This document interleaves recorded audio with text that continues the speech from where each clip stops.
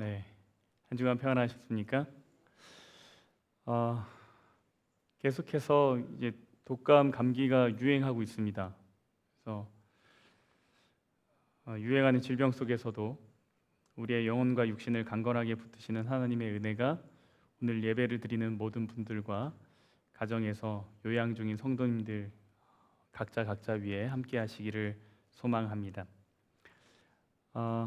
우리 지난 시간에 우리는 사무엘상 15장을 통해서 하나님의 후회와 사울의 착각이라는 제목으로 말씀을 좀 나누었습니다.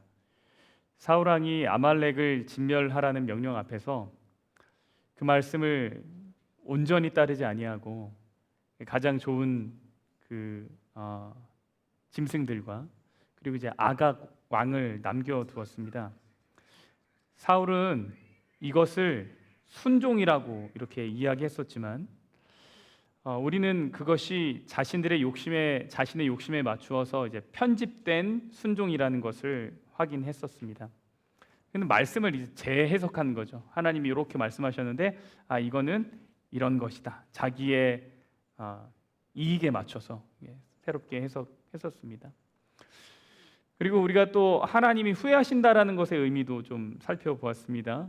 하나님이 후회하셨다라는 말은 하나님이 실수하셨다라고 고백하는 것이 아니다라는 거죠.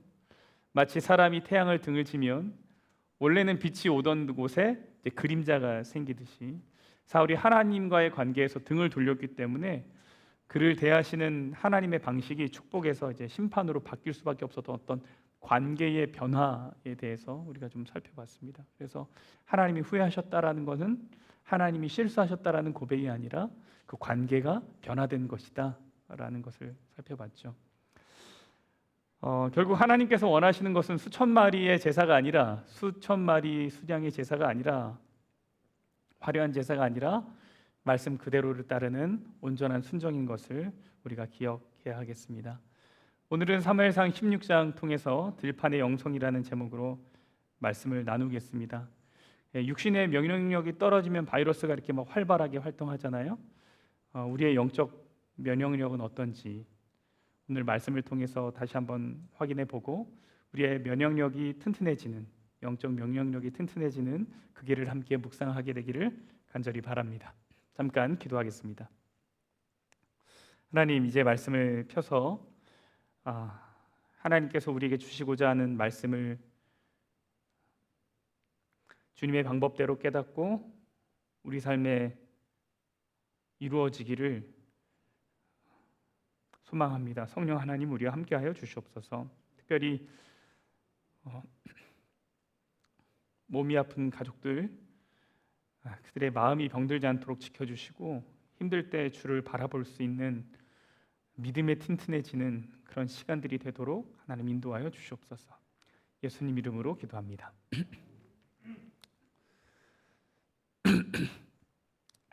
사무엘상 16장에 가면 드디어 이제 다윗이 등장합니다. 다윗이라는 이름이 룻기에서 그 족보를 설명하기 위해서 이게 이새의 아들 다윗의 부모 이렇게 설명하는 룻기서 외에 이제 다윗이라는 인물이 이제 처음 등장하는 곳이 바로 이 사무엘상 16장입니다. 사무엘상의 주요 인물이 누구죠? 사무엘상의 주요 인물 당연히 사무엘. 그 다음에 인물이 누구였습니까? 사울, 그렇죠? 그리고 이제 다윗이 나옵니다. 근데 다윗이 유대의 왕이 되는 것은 언제인 줄 아세요? 사무엘 하에 가서입니다. 근데 사무엘상이 아직 많이 남았거든요. 저희가 이제 16장인데 아직 뒤에 한참 남았어요. 이제 절반 정도 왔는데, 그러니까 이 사무엘상 16장 이후부터의 이야기는 무엇이냐면 다윗이 왕이 되어가는 과정, 아직 왕이 되기 전이죠. 왕이 되어가는 과정과 이제 사울 가문의 몰락, 이게 이제 아주 이렇게 드라마틱하게 이제 대조되면서 계속 이야기가 진행이 됩니다.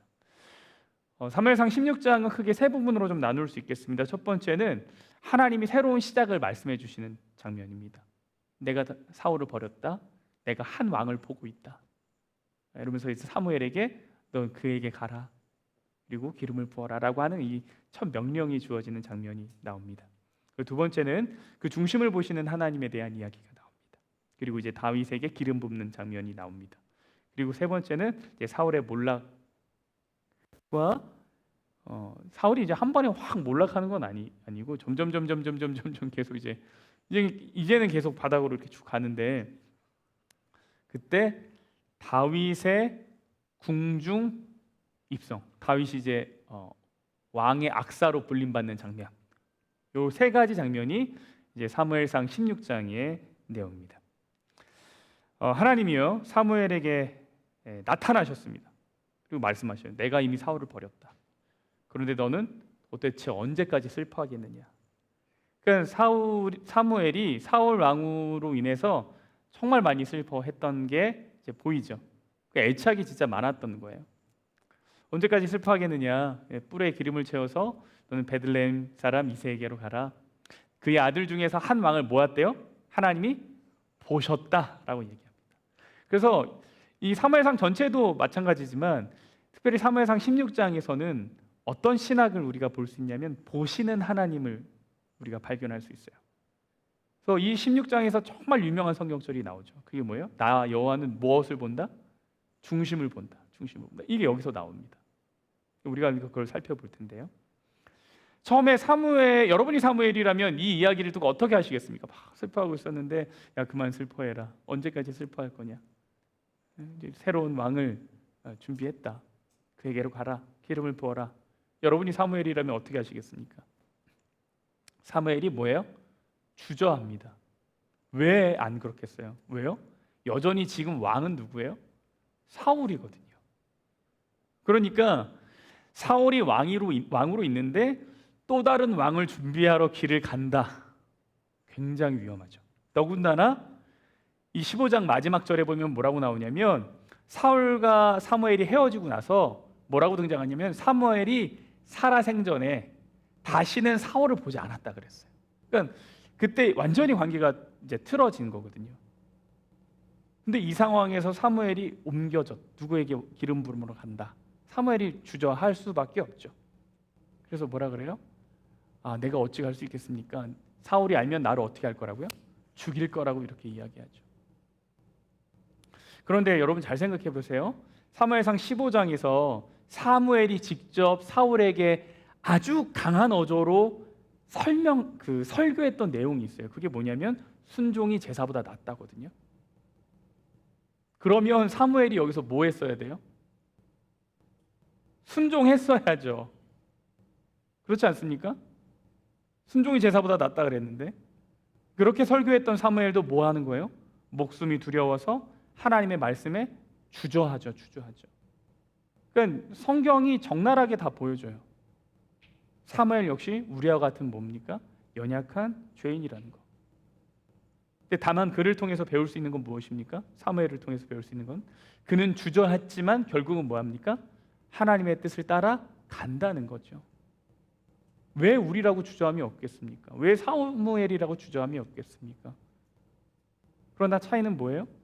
사무엘은 거기에서 머물러 있지 않고 거기서 물러서지 않고 그래 내가 두렵지만 하나님 말씀이면 따라야지. 그래야지. 계산하고 고민한 흔적이 있어요? 없어요? 있어요. 고민도 하고 계산도 했어요. 그래도 하나님 뜻대로 해야지. 결론은 어디로 가는 거예요? 거기로 가는 거죠.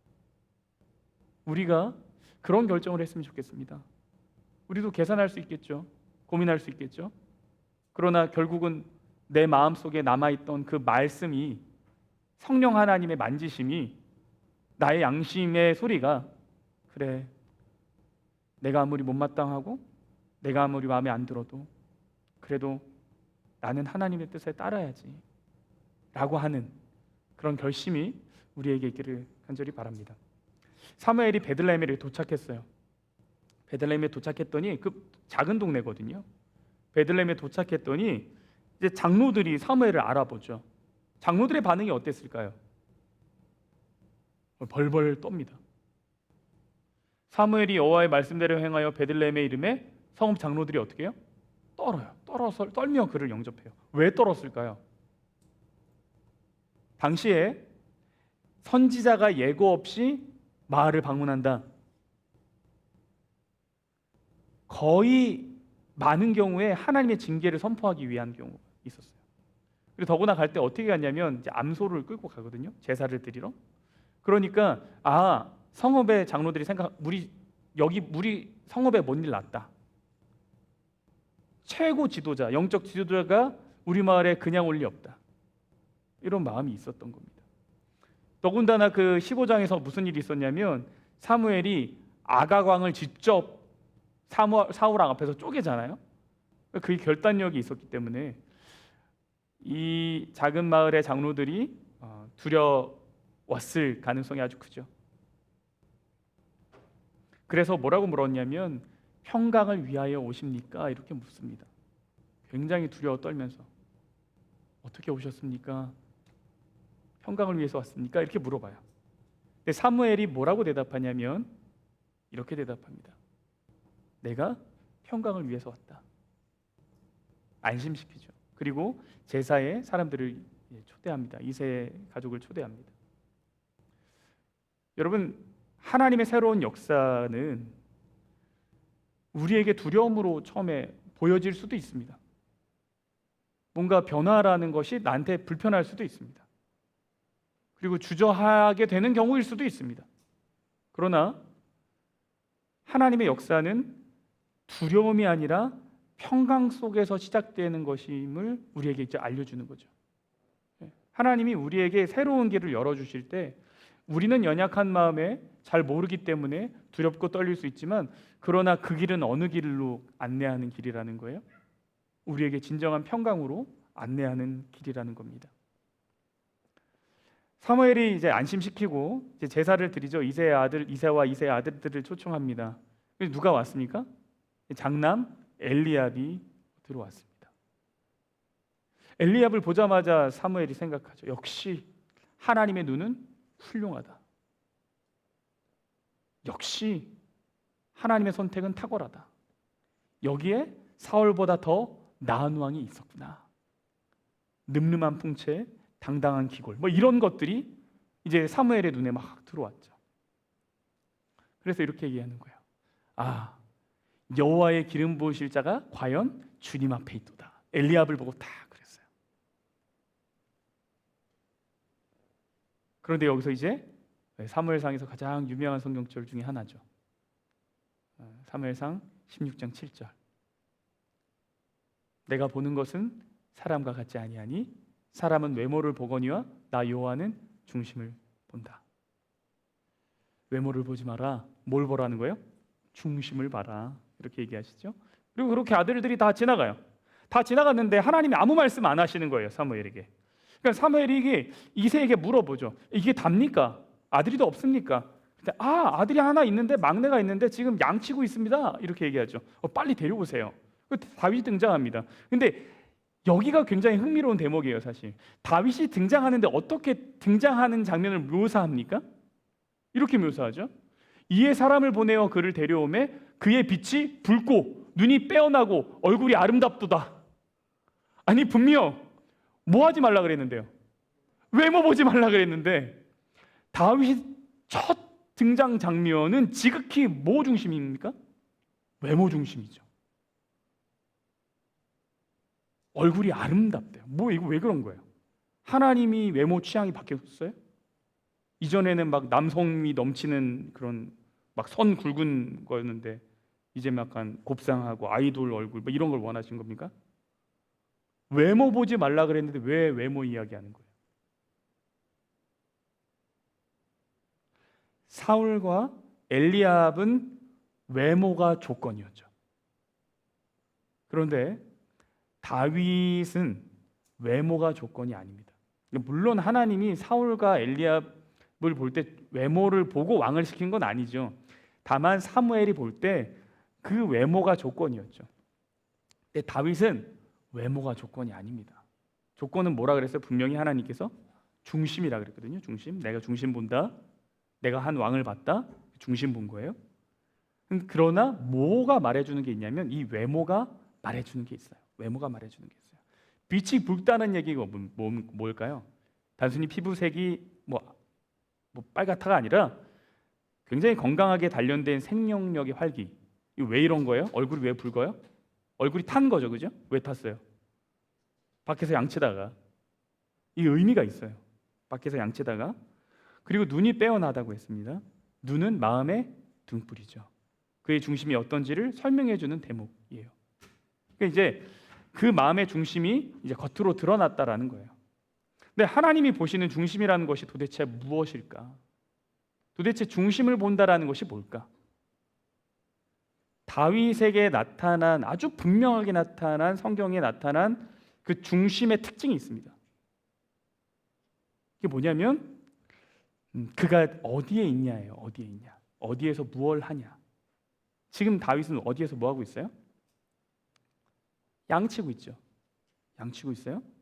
그런데 이 다윗을 불러다가 형들은 다 아버지 옆에서 있는데 혼자 양치고 있었어요. 근데 다윗을 불러다가 기름을 붓습니다. 근데 비록 사무엘이 그 자리에서 자 이제 너가 사울을 대신할 차기 왕이다 라고 말하진 않았어요. 그렇게 기록한 건 없어요. 그러나 그 안수의 의미를 다윗이 알았을까요? 몰랐을까요? 이것이 굉장히 특별한 의미라는 것을 다윗은 알았어요. 왜냐하면 당시 이스라엘 사회에서 선지자가 제사장 가문이 아닌 평범한 지파의 청년을 비밀스럽게 불러서 기름을 붓는다. 더군다나 언제요? 사무엘상 15장에 그런 일이 있고 난 후에. 이거는 보통 일이 아닙니다. 다윗이 그것을 모를 리가 없어요. 이것은 왕으로의 선택 외에는 다른 해석의 여지가 거의 없습니다. 다윗은 성경적 정통 속에서 이 예식이 자신을 이스라엘의 통치자로 구별하는 행위인 것을 직감적으로 알 수 있었을 거예요. 직감적으로. 이게 뭐지? 라고 하면서 이제 아는 거죠.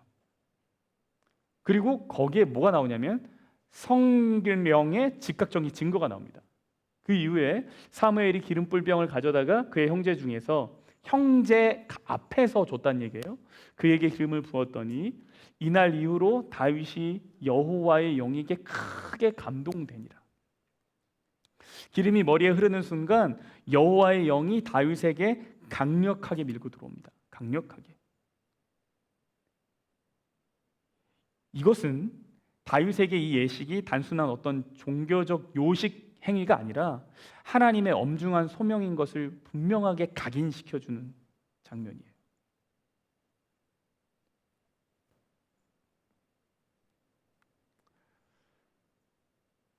그렇게 다윗이 기름 부음을 받았습니다. 그리고 이것이 어떤 의미인지를 다윗이 알고 있습니다. 근데 바로 그 다음 장면에 뭐가 나오냐면 사울에게서는 하나님의 영이 떠납니다. 그리고 그가 아주 괴로운 상황으로 돌아갑니다. 사울이 머리가 너무 아파서 어쩔 줄 몰라 하고 있는 거예요. 근데 신하가 추천을 합니다. 왕이시여, 음악을 좀 들어보십시오. 그러면 조금 나으실 수 있습니다. 그렇게 얘기했더니 사울이 그래? 그럼 좀 추천 좀 해봐. 그래, 누굴 추천해요? 다윗을 추천합니다. 그래, 그럼 다윗을 좀 데려와라 라고 하는 장면이 19절에 등장하는데 19절을 잘 보십시오. 사울이 이에 전령들을 이새에게 보내어 이르되 양치는 내 아들 다윗을 내게로 보내라며 양치는 두 번 나왔네요. 양치는 내 아들 다윗을 내게로 보내라. 이렇게 얘기해요. 여기서 보면 뭐라 그래요? 양치는 내 아들.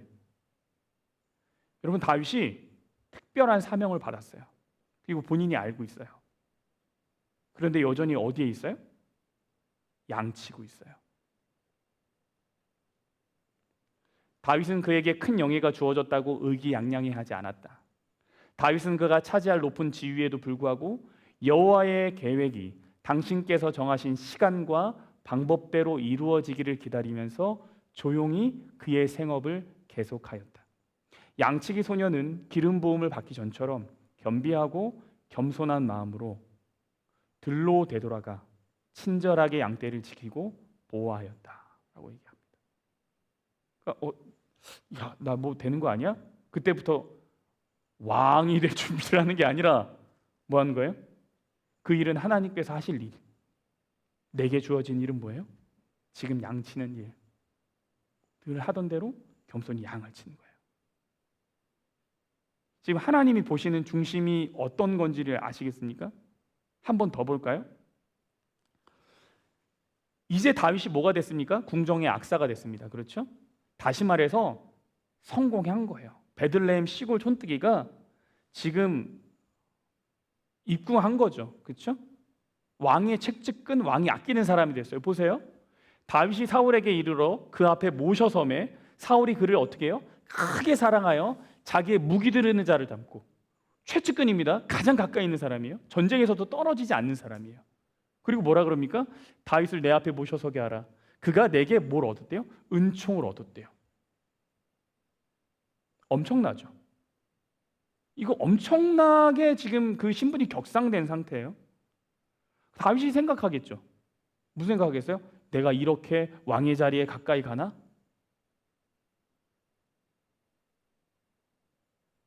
그런데 사무엘상 17장을 보겠습니다. 이게 다윗 골리앗 싸움 이제 장면인데, 다윗은 막내라 장성한 세 사람은 사울을 따랐고 다윗은 사울에게로 왕래하며 베들레헴에서 뭐 하고 있어요? 그의 아버지의 양을 치고 있어요.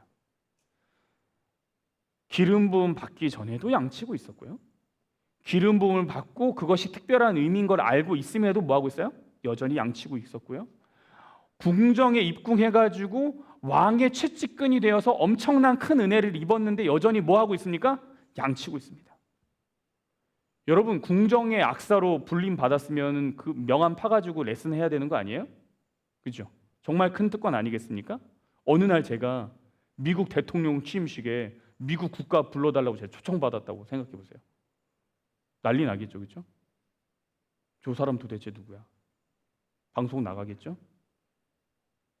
마음 들떠서 살겠습니까? 이 마음 들떠가지고 매스컴 난리 나겠고 인터뷰 하겠죠? 연예인 병이라도 걸리겠죠, 진짜. 근데 다윗은 뭐 하고 있어요? 그런 거 전혀 중요하지 않아요. 그냥 내게 주어진 하루의 일들 양치고 있어요. 근데 양치면서 무엇하냐? 이거 하고 있어요. 다윗은 하나님을 볼 수 없었으나 하나님의 만드신 만물을 찬양하였다. 산림과 산과 목장과 시내를 금빛으로 물들이는 정오의 햇빛은 그의 마음을 빛의 아버지 곧 모든 행복과 완전한 선물을 주시는 분을 바라보게 하였다. 날마다 계시되는 그의 창조주의 품성과 위엄은 젊은 시인의 마음을 훈모와 기쁨으로 충만케 하였다. 하나님과 그분의 사업을 명상함으로 다윗의 지력과 마음의 능력은 장래의 그의 사업을 위하여 개발되고 강화되었다. 그는 날마다 하나님과 더불어 더욱 가까이 교통하였다. 그의 마음은 끊임없이 그의 노래에 영감을 주는 새로운 주제들을 깊이 파고 들어가 그의 검은고의 선율을 깨우곤 했다. 그의 풍성한 성량의 멜로디는 대기 중에 쏟아져 나와 마치 하늘 천사들의 즐거운 노래에 화답하는 것처럼 이 산에서 저 산으로 메아리 쳤다. 이 장면이 지금 어떤 장면이냐면 기름 부음을 받고 나서 양치고 있을 때입니다. 그 장면을 부조와 선지자가 지금 설명하고 있어요. 양치면서 뭐 했냐? 하나님을 생각하고 그분을 묵상하고 여러 주제들에 대해서 깊이 파고 들어가요. 심지어 그 주제에는 뭐도 있는 줄 아십니까? 자신의 슬픔에 대한 주제도 있어요. 그리고 천연계를 바라보면서 하나님의 신묘막측하심을 계속해서 묵상합니다. 그래서 그의 시편에 그 이야기가 나와요. 주의 손가락으로 만드신 주의 하늘과 주께서 베풀어 주신 달과 별들을 내가 보니 사람이 무엇이기에 주께서 그를 생각하시며 인자가 무엇이기에 주께서 그를 돌보시나이까. 이 다윗이 쓴 거예요. 하늘이 하나님의 영광을 선포하고 궁창이 그의 손으로 하신 일을 나타내는도다. 날은 날에게 말하고 밤은 밤에게 지식을 전하니. 다윗이 썼어요. 너무 유명하죠? 그가 나를 푸른 풀밭에 누이시며 쉴만한 물가로 인도하신다. 지금 본인이 양치면서 하나님이 나의 목자 되시고 나는 그분의 양이라는 것을 완전히 느끼면서 살고 있어요. 그를 감동시킨 사랑, 그를 둘러싼 슬픔, 그에게 수반된 승리는 모두 그의 적극적인 생각의 주제였다. 그리고 그가 자기 생애에 대한 모든 섭리 중에서 하나님의 사랑을 바라볼 때 그의 마음은 보다 더 뜨거운 경모와 감사로 고동쳤고 그의 입술에서는 더 아름다운 곡조가 흘러나왔다. 다윗이 들판에서요, 양을 치면서 이 하나님을 바라보고 하나님의 시선으로 세상을 이해하기 시작해요. 그래서 우리 이렇게 말할 수 있습니다. 다윗의 중심은 들판에서 만들어졌다. 여러분, 하나님이 보시는 중심이 무엇입니까? 타고난 성품이에요? 아니에요. 여러분, 우리가 가끔 착각할 때 있어요. 하나님은 중심을 보시지 그거를 그냥 타고난 성품을 본다고 생각해요. 그럼 착한 사람, 저 사람은 착하니까 잘... 아니에요. 그걸 얘기하는 게 아니에요. 여기서 말하는 중심은 뭐예요? 타고난 성품이 아닙니다. 그것은 타고난 성품이 아니라 하나님과의 지속적인 관계 속으로 만들어지는 영적 근육을 말합니다. 하나님은 들판 위에서 다윗의 중심에서 지금 그 영적 근육을 보고 계시는 거죠. 그 만들어지고 있는 그 장면을 보고 계시는 거예요. 그러니까 우리가 생각할 건 뭐예요? 우리의 일상에서 우리의 근육이 만들어져야 돼요. 우리의 영적 근육은 엉뚱한 데서 만들어지지 않아요. 저기 기도원에 가서 만들어지는 것 아니에요. 물론 도움이 될 수 있겠죠.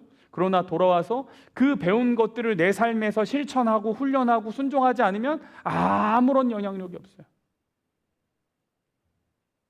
제가 여러분도 운동 해보신 경험이 있으십니까? 운동 정말 이렇게 딱 제가 신장 이식하러 갔을 때 수술하고 나면 내 몸의 모든 근육이 좀 빠지고 운동력이 약해질 거라는 생각을 좀 하면서 평소에 하고 싶었던 걸 좀 했습니다.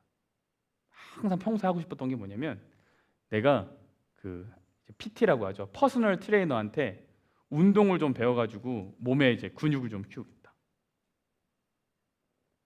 다 어디 갔습니까?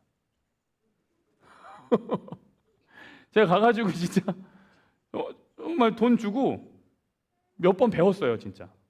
그랬더니 정말 제 아들도 맨날 거울 보고 혼자 하는데 저도 이렇게 야, 그거 가서 해면 뭐예요? 평소에 안 하면 아무 소용 없잖아요, 그렇죠? 우리 기도원 가서 기도하면 하고 만났다. 그 와서 일상에서 그거를 내가 묵상하고 실천하지 않으면 아무 소용 없죠. 우리의 영적 근육은 어디서 만들어집니까? 우리의 일상의 삶에서 만들어져요. 내가 지금 하고 있는 일 가운데서 하나님을 만나고 찾아야 되는 거죠. 두 번째는 뭐냐면 우리가 천연계로 나가야 돼요. 정말입니다. 하나님이 만드신 세상을 관찰하고 배우는 것이 너무너무 중요해요. 이 작은 이 세상에 하나님을 담기는 하나님이 너무 크신 분입니다.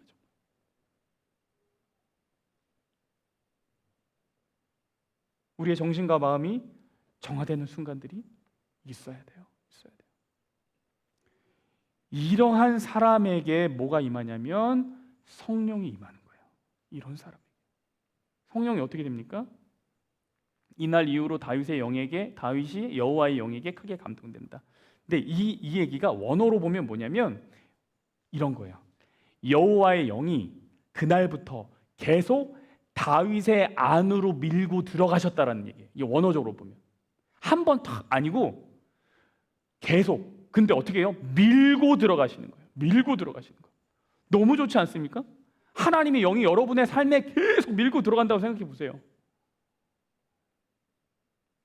성령의 임재를 계속해서 경험하고 싶다면 우리가 다윗의 들판의 영성을 가져야 됩니다. 교만하지 않고 주어진 일에 성실한 것. 작은 미디어 세계가 아니라 하나님의 세계. 그분이 만드신 크신 세상을 바라보고 묵상하는 것. 크신 하나님을 경험하는 것. 그 우리에게 필요해요. 이런 들판의 영성을 가진 다윗이 연주하는 연주가 어떻겠어요? 보세요. 하나님께서 부리시는 악령이 사울에게 이를 때에 다윗이 수금을 들고 와서 손으로 탄즉 사울이 상쾌하여 낫고 악령이 그에게서 떠나더라. 여기서 보니까 자꾸 이제 하나님이 악령을 부리셨다 이렇게 얘기해가지고 진짜 하나님이 악령을 부리셨나 이렇게 생각하실 수 있을 텐데 그런 의미가 아니라 사울이 번뇌했다라는 거죠. 근데 번뇌한 이유가 뭡니까? 왕위를 잃을까 봐서, 자신이 버림받았다라고 느끼는 것 때문에 철저한 자기 중심적 공포에서 기인했다고 볼 수 있겠어요. 그런데 다윗의 찬양을 들으면 사울이 뭐 했대요? 좋아졌대요. 이런 사울도 다윗의 찬양을 들으면 좋아졌대요. 이게 뭐예요? 듣는 이의 시선을 고통스러운 자아에서 위대하신 하나님께로 강제로 돌려놓게 했다라는 거죠. 다윗의 것이 찬양의 힘이 있는 거죠. 근데 다윗의 찬양이 어떤 찬양이에요? 들판의 영성의 찬양이죠. 연주자의 품성이 선율에 담겨 전달되는 거예요. 그것이 우리가 음악적으로 완성도가 뛰어나지 않아도 우리가 감동할 수 있는 이유예요. 그렇죠? 좀 실수해도 어떤 사람의 찬양은 막 절절하죠.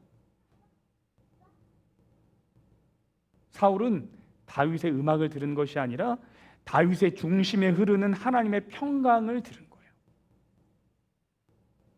여러분, 하나님이 보시는 중심은 곧 하나님이 쓰시는 도구가 됩니다. 다시요. 하나님이 보시는 중심은 곧 하나님이 쓰시는 도구가 됩니다. 다윗을 들판에서 양을 치면서 자연을 묵상하고 슬픔을 기도로 바꿨던 그 중심의 훈련이 없었다면 그의 수금 소리는 공허한 울림에 그쳤을 거예요. 소음 같은 거였겠죠. 치유의 권능은요, 왕궁의 화려함에서 온 것이 아니라 일상의 들판에서 하나님과 독대하며 쌓은 영적 근육에서 나왔어요. 치유의 능력이 어디서 나왔다고요? 왕궁의 화려함에서 나온 것이 아니에요. 그가 왕궁에 있을 만큼 연주를 잘해서 치유된 것이 아니라 그가 들판에서 하나님과 보낸 시간이 치유의 능력이었던 거예요. 사울이 왜 병이 들었습니까? 그는 외모와 평판을 의식해서 정작 자기 마음의 중심이 무너지는 걸 보지 못했어요. 지금까지 계속 사울의 특징이 뭐였습니까?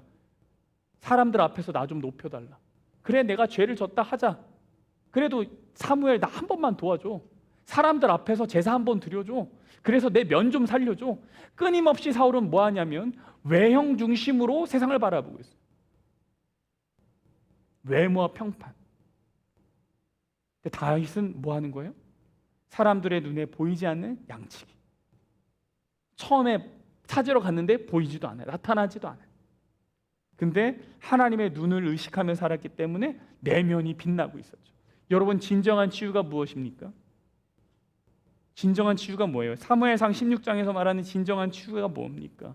그것은 사람의 시선에 갇혀서 번뇌하던 영혼이 나를 보시는 하나님의 따뜻한 시선으로 해방되는 과정이에요. 치유가 뭐라고요? 세상의 시선, 사람의 시선, 거기에 갇혀서 번뇌하는 그 영혼이 하나님의 시선으로 바라볼 때 그 시선으로 초청받아서 거기로 옮겨지는 것이 뭐예요? 그게 치유예요. 그게 치유. 해방되는 과정이에요. 내가 나를 어떻게 보느냐보다, 세상이 나를 어떻게 평가하느냐보다 하나님께서 지금 내 중심에 무엇을 보고 계시느냐, 훨씬 중요하죠. 여러분, 이제 우리가 예배를 마치고 각자의 들판으로 돌아갈 겁니다. 들판은 고독하고 쓸쓸한 자리예요. 여러분, 지금 뭐 마스크 쓰고 계신 분들 계신데 편찮으셔서가 아니라 이제 상황인지라. 근데 저도 사실 오늘 설교 못할 뻔했어요. 갑자기 플루가 와가지고 막 온몸이 몽둥이로 두드러 맞은 것 같아가지고. 근데 다행히 빨리 이제 그 처방을 받아서 약을 먹고 좀 해결을 해서 그나마 좀 나았어요. 근데 이제 방에 혼자 이렇게 침대에 누워서 아파가지고 하고 있는데 하나님 생각을 이제 하게 되죠. 근데 그 공기가 무거웠던 그 방이 새로운 기운으로 되살아나더라고요.